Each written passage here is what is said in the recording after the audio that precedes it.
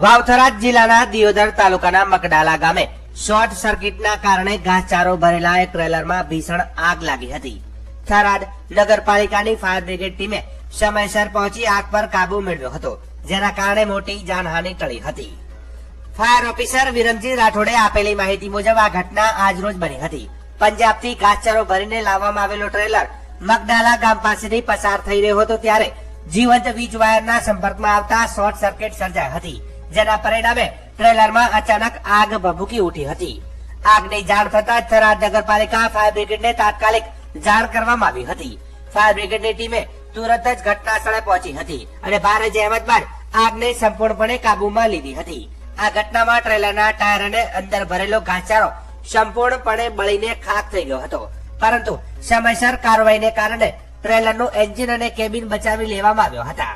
સદનસીબે આગની આ ઘટનામાં કોઈ પણ પ્રકારની જાનહાનિ થઈ નથી. ઘટનાને પગલે આસપાસના વિસ્તારમાંથી થોડા સમય માટે અફરાતફરીનો માહોલ સર્જાયો હતો, પરંતુ ફાયર બ્રિગેડની કામગીરીથી પરિસ્થિતિ ઠાળે પડી હતી.